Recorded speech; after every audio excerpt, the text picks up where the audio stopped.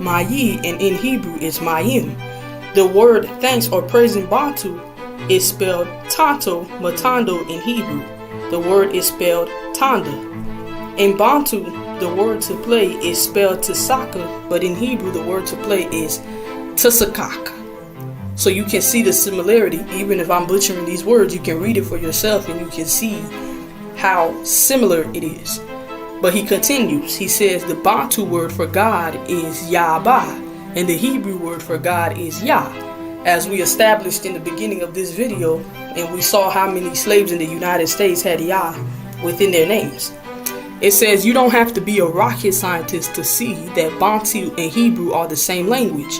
As far as Ghana is concerned, let's hear the testimony of an author of the Middle Ages known as Edrisi, found in the Hebrewisms of West Africa, page 234. He writes, speaking of Lamlam, when slaves were dragged into captivity by the inhabitants of Ghana, Takor writes that there were only 2 towns in the district, which he gives places to the south of the kingdom of Ghana, and adds, according to what the people of this country report, the inhabitants are Jews.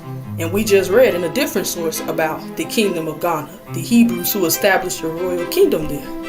Hadij Ed Agwati, writing in 1242, adds this testimony. There is a race of people in Tuggered called Medjarai, which occupy one separate quarter of the town. They were Jews in former time, but to escape death, with which they were menaced by the natives, they made profession of Islam. Let me play the game of intrigue. Were there any towns or rivers in the southern states where these Bantu-speaking people were enslaved?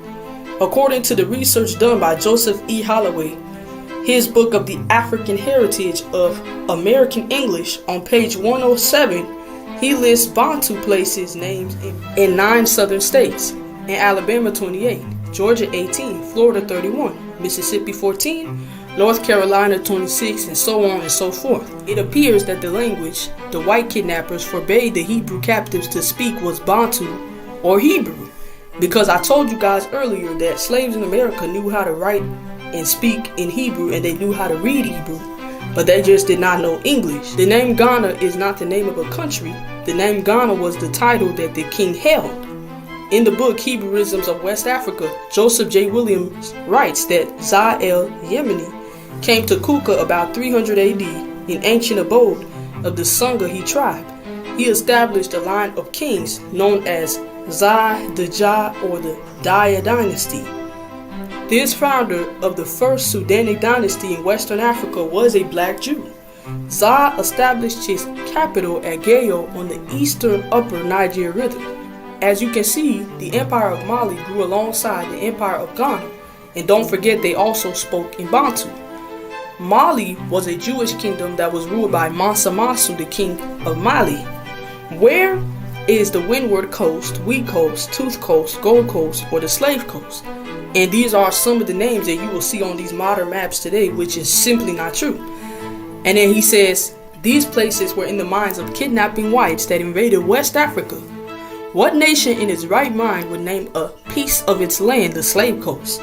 This is the thinking that a government-sponsored education produces, a slave mentality. We will get back to Mansa Musa later. I want to visit some articles that have recently been popping up in the news concerning Hebrew scrolls found at Timbuktu. I have in my possession an article. You can Google this article on the internet titled The Elusive Libraries of Timbuktu. This article describes the personal library of one Daidi Hadara. One of the books in Honduras library, or Honduras library, is the Takir al-Fatash, which is a history of the Sudan up to the late 16th century. Many of the manuscripts are written in Hebrew.